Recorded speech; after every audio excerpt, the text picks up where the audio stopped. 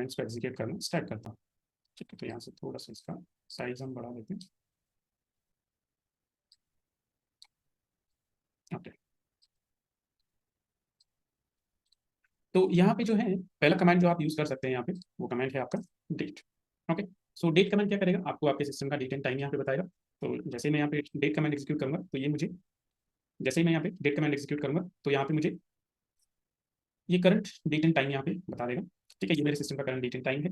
उसके बाद नेक्स्ट हम क्या करेंगे, तो अभी अगर आप चेक करेंगे यहाँ पे, तो ये क्या हो रहा है यहाँ पे कि आपको डेट टाइम सब कुछ एक साथ दिखा रहा है, आपको ऐसा नहीं देखना है। ठीक है, तो अगर आपको सिर्फ डेट देखना है कि जैसे आज 23 है, तो आपको सिर्फ 23 देखना है, तो यहाँ पे आप लिख सकते हैं डेट और प्लस परसेंटेज। ठीक है, और ये करेंगे तो आपको यहाँ पे डेट विजिबल हो जाएगा। अगर आपको सिर्फ मंथ देखना है तो यहाँ पे डेट प्लस परसेंटेज एम आप कर सकते हैं, तो वो मंथ आपको विजिबल करा देगा। और अगर ईयर देखना है, date plus percentage Y, Y capital रहेगा, तो यहाँ पे आपको ईयर बता देगा।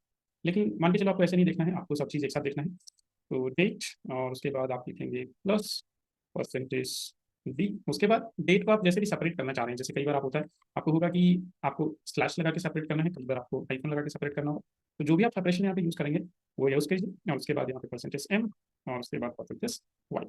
ठीक है, तो सॉरी परसेंटेज नहीं लगाया। ओके, तो ये हमें डेट मिल गया। अगर आपको सेपरेशन चेंज करना है तो आप यहाँ पे सेपरेशन चेंज भी कर सकते हैं, और सेपरेशन चेंज करके भी आप इसको एग्जीक्यूट कर सकते हैं। ओके, तो आपको उसी सेपरेशन के साथ यहाँ पे मिल जाएगा। अगर आपको दूसरा कुछ यूज़ करना है, जैसे कॉलम यूज़ करना है, तो वो भी आप यूज़ कर सकते हैं। जो भी आप यूज़ करेंगे उसी फॉर्मेट में आपको डेट दिखा देगा। ठीक है, अगर आपको सिर्फ टाइम देखना है, तो टाइम देखना है तो आप लिखेंगे डेट, उसके बाद plus percentage R, so capital H, उसके बाद पर मिनट के लिए परसेंटेज कैपिटल एम, और उसके बाद परसेंटेज कैपिटल एस। और यहाँ से आपको ये टाइम विजिबल करना है कि अभी क्या टाइम होगा। ठीक है, तो जैसे आप देख रहे हैं सेकंड्स इंक्रीज हो रही है।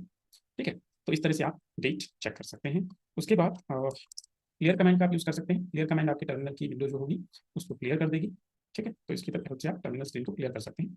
नेक्स्ट कमांड जो होगा आपका, नेक्स्ट कमांड हो सकता है क्याल। तो क्याल कमांड क्या करेगा, आपका जो कैलेंडर है उसको प्रिंट कर देगा। ठीक है, तो यहाँ पर मैं क्या करता हूँ, तो ये मुझे करंट मंथ का कैलेंडर दे देगा, जो मंथ चल रहा है उसका कैलेंडर भी यहाँ पे दे देगा। और उसके बाद आप यहाँ पे क्या कर सकते हैं, आप कर सकते हैं क्या हाइफन 3। कैल हाइफन 3 अगर आप करेंगे तो इसमें क्या होगा, आपको 3 मंथ्स का कैलेंडर ये विजिबल कराएगा। ठीक है, 3 मंथ्स का कैलेंडर यहाँ पे प्रिंट हो जाएगा, प्रीवियस मंथ का, करंट मंथ का और नेक्स्ट मंथ का, ये 3 मंथ्स का कैलेंडर यहाँ पे प्रिंट हो जाएगा। ठीक है, और अगर आपको पूरा ईयर का कैलेंडर ही देखना है तो यहाँ पे एक बार क्लियर कर देते हैं और आप लिख सकते हैं कैल हाइफन वाई। ठीक है, ये लिखने के बाद आप एंटर करेंगे तो ये आपको कंप्लीट ईयर का कैलेंडर यहाँ पे विजिबल हो गया, पूरे 2024। ओके, ऑल राइट, तो इस तरह से आप पूरे ईयर का कैलेंडर देख सकते हैं। उसके बाद अगर आपको किसी पुराने ईयर का कैलेंडर देखना है या नए ईयर का कैलेंडर देखना है तो आप वो भी कर सकते हैं। आप यहाँ से क्या, और अगर यहाँ पे आप जैसे कि मान के चलो आपने लिखा क्या आईफोन वाई, और जैसे मान के चलो मैंने लिखा 1। ठीक है, तो एंटर कीजिए तो ये फर्स्ट ईयर का कैलेंडर आ जाएगा। ठीक है, ईयर नंबर 0001। ठीक है, और यहाँ पे एक इंटरेस्टिंग फैक्ट भी है कि जिस डेट को या जिस डे को, जैसे मान के चलो आपका ईयर जो है सैटरडे को स्टार्ट हुआ है तो ईयर सैटरडे को ही खत्म होगा। ठीक है, तो ये हर बार ऐसा ही होता है, लीप ईयर को छोड़ के। लीप ईयर में एक दिन ज्यादा होता है तो इसलिए वो नेक्स्ट डे पे खत्म होता है, वरना बाकी आपके सारे जो ईयर्स होंगे जिस डे पे स्टार्ट हो रहे हैं उसी डे पे खत्म हो जाते हैं। ठीक है, ओके, सो एक तो ये तरीका हो गया। दूसरा, आप कैल और डायरेक्ट ईयर भी लिख सकते हैं, जैसे 1 लिखा तो भी वैसा ही होगा।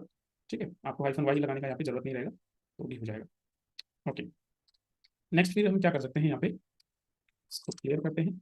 और अगर आपको किसी फ्यूचर कैलेंडर को देखना है 999 तो वो भी आप देख सकते हैं। ठीक है, यहाँ पे देख सकते हैं इस फ्यूचर कैलेंडर का हम देख रहे हैं यहाँ पे, तो ये जो पर्टिकुलर ईयर है ये फ्राइडे को यहाँ पे स्टार्ट हो जाएगा और एंडिंग भी इसका फ्राइडे को हो जाएगा। ठीक है, तो इस तरह से आप कैलेंडर चेक कर सकते हैं। उसके बाद मान के चलो अभी आपको ये देखना है कि आपने कौन कौन से कमेंट एग्जीक्यूट कर दिए हैं, तो आप यहाँ पे हिस्ट्री कमेंट का यूज कर सकते हैं। हिस्ट्री कमेंट अभी तक आपने जो भी कमेंट्स एग्जीक्यूट किए हैं वो सब कमेंट्स आपको शो कर देगा।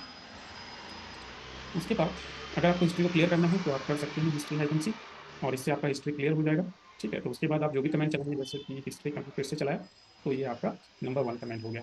ठीक है, अगले अगर पहले काम देखें तो यहाँ पे 21 नंबर का ये कमेंट था। ओके, तो इसको वापस एक बार क्लियर कर देते हैं। ओके, सो हिस्ट्री कमेंट यहाँ पे हो गया, उसके बाद क्लियर कमेंट आपका हो गया।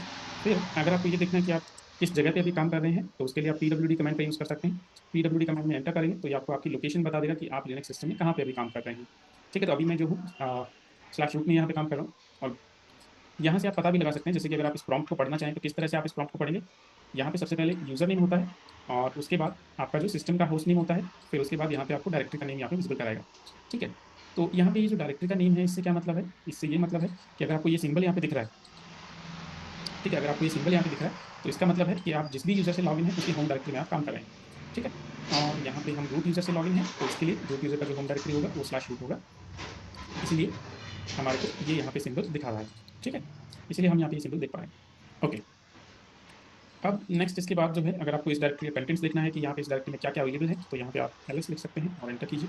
तो यहाँ पे इस डायरेक्टरी में जो भी कंटेंट्स होंगे वो आपको सब यहाँ पे विजिबल हो जाएंगे।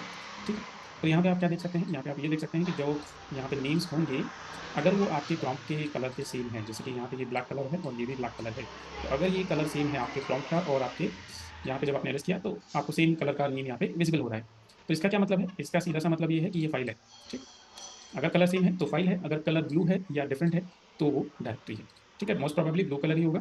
ठीक है, तो यहाँ पे कुछ ये अलग शेड इसमें दिया हुआ है, अगर उससे पहले के लिनक्स में जाएंगे तो वहाँ पे आपको ब्लू कलर ही देखने को मिलेगा। ओके, लेकिन अभी भी ये ब्लूइश कलर ही है, तो इसका मतलब ये डायरेक्टरी है। ओके, उसके बाद दूसरा चीज़ आप क्या कर सकते हैं, यहाँ पे आपको अगर ज़्यादा डिटेल्स देखनी हो तो आप ls आइकन एल कर सकते हैं। ठीक है, उससे क्या होगा, आपको ज़्यादा डिटेल्स दिखाएगा इसी सब फाइल्स और डायरेक्टरीज के बारे में। तो यहाँ पे आप देख पा रहे हैं कि यहाँ पे हमें जो एक्स्ट्रा डिटेल्स मिल रही है, तो सबसे पहले तो यहाँ पे ये परमिशंस है, उसके बाद नंबर ऑफ फाइल्स हैं, उसके बाद ऑनर की इन्फॉर्मेशन है कि ये फोल्डर किसका है, किसने बनाया है, फिर ग्रुप की इन्फॉर्मेशन है कि ये जो ऑनर है ये किस ग्रुप का मेंबर है और किस ग्रुप को इस डायरेक्टरी या फाइल पे परमिशन है। यहाँ पे साइज आपको मिल जाएगी कि इसका साइज क्या है, बाइट्स में होगा ये साइज, उसके बाद डेट मिल जाएगा, उसके बाद आपको टाइम मिल जाएगा, और फाइनली आपको नेम मिल जाएगा। ठीक है, तो फिर से permission, number of files and directories, then owner, group, उसके बाद size, date, time and name, ये सब चीज़ें यहाँ पे अवेलेबल होंगी। ओके, तो अगर आप परमिशन में थोड़ा फोकस करें तो यहाँ पे अगर फर्स्ट लेटर है, ये अगर हाइफन है तो इसका मतलब है कि ये जो है ये एक फाइल है, और अगर यहाँ पे पहला लेटर डी है तो इसका मतलब है कि ये डायरेक्टरी है। ठीक है, तो अब यहाँ से आप क्लियरली अंडरस्टैंड कर सकते हैं, देख सकते हैं कि ये क्या है, सब डायरेक्टरीज है और ये एक फाइल है। ओके, ऑलराइट, और इसके बाद इसको यहाँ पे मैं क्लियर कर देता हूँ ऊपर। अब मैंने एलएस किया तो मुझे सिर्फ वही फाइल्स दिखाने जो हिडन नहीं है। अगर आपको हिडन फाइल्स भी देखनी है तो यहाँ पे आप ls-a करेंगे और यहाँ पे आपको हिडन फाइल्स एंड डायरेक्टरीज भी देखने को मिल जाएंगी। ठीक है, तो यहाँ पे वो सब फाइल्स जो डॉट से स्टार्ट हो रही हैं वो सब हिडन फाइल्स और डायरेक्टरीज हैं। ठीक है, ओके, तो इस तरह से हम हिडन फाइल्स और डायरेक्टरीज भी देख सकते हैं। अगर आपको इनके बारे में भी एक्स्ट्रा इन्फॉर्मेशन चाहिए तो आप क्या कर सकते हैं, यहाँ पे ls-l for long list and -a for all. ठीक है, तो इसका मतलब हो गया लिस्ट ऑल। ओके, और you can say like long list all. ठीक है, ओके, सो अगर ये करेंगे तो यहाँ पे हमें एक्स्ट्रा डिटेल्स मिल जाएगा इन सभी फाइल्स एंड डायरेक्टरीज के बारे में। ठीक है, तो सब चीज़ों के बारे में, जो डॉट वाली फाइल्स एंड डायरेक्टरीज थी उनके बारे में भी हम देख सकते हैं कि वो फाइल है या डायरेक्टरी है। ठीक है, ये यूज़ कर सकते हैं। फिर हमारे पास आगे एक कॉन्सेप्ट आने वाला है एसी लिनक्स का, तो उसमें हमें कॉन्टेक्स्ट का जरूरत पड़ता है। तो अगर आपको किसी भी फाइल या डायरेक्टरी का कॉन्टेक्स्ट देखना है तो आइफन आप कर सकते हैं जेड, और उसके बाद आप जैसे कि डेस्कटॉप डायरेक्टरी का देखना है, ओके, ls-z करेंगे तो आपको वैसे तो सभी चीज़ों का ये कॉन्टेक्स्ट यहाँ पे दिखा देगा। तो अभी आपको इतना सोचने की जरूरत नहीं है कि तो ये कॉन्टेक्स्ट क्या है, क्यों है, ठीक है, कैसे है, किस तरह से काम में आएगा, कहाँ पे काम में आएगा, वो सब आपको टेंशन लेने की जरूरत नहीं है। क्यों, क्योंकि ये सब मैं आपको बताने वाला हूँ आने वाले वीडियो में, राइट। तो जब हमारा इसी लिनक्स का टॉपिक होगा तब हम वहाँ पे इन सब कॉन्टेक्स्ट के बारे में भी बात करेंगे कि क्या क्या कॉन्टेक्स्ट होते हैं, किस तरह के होते हैं, कैसे काम में आते हैं, हमारे लिए कौन सा काम आएगा। ठीक है, ये सब चीज़ें हम यहाँ पे बात कर लेंगे। Okay, right. सो उसके बाद अगर आपको चाहिए तो आप क्या कर सकते हैं, आप ls लिखेंगे, और ls के बाद जैसे मैंने स्पेस नहीं दिया है और मुझे ये चेक करना है कि ls वर्ड से कौन कौन सा कमेंट स्टार्ट होता है, तो ls लिखा और डबल टैप किया तो ls से जितना भी कमेंट स्टार्ट होता है वो सब कमेंट यहाँ पे मुझे ऑप्शन में आ जाएगी। ठीक है, तो उनमें से जो भी कमेंट मुझे चाहिए होगा मैं यूज़ कर सकता हूँ। ओके, तो जैसे मान के चलो एक एग्जांपल हम लेते हैं यहाँ पे ls CPU, तो ये आपको CPU का इन्फॉर्मेशन दे देगा। तो अगर मैं यहाँ पे पूछता हूँ ls CPU, तो ये आपको CPU का इन्फॉर्मेशन यहाँ पे पूरा दे देगा। ठीक है, कि आपका CPU का आर्किटेक्चर ये है, उसके बाद आपके सिस्टम में इतने सीपीयू लगे हैं, आपका ये वाला वर्जन है, ठीक है, उसमें ये फैमिली है। तो इस तरह से आपको सारा वर्जन मिल जाएगा कि कितना L1 कैश है, L2 कैश है, L3 कैश कितना है, तो वो सब इन्फॉर्मेशन आपको यहाँ पे मिल जाएगा। ओके, ऑलराइट, तो ये हो गया। उसके बाद बाकी कुछ कमेंट्स मैं आपको बताऊंगा अगले वीडियो में, जहाँ पे मैं आपको ये भी बताऊंगा कि आप कैसे लिनक्स सिस्टम में हेल्प ले सकते हैं किसी भी कमेंट के बारे में। ओके, तो बस।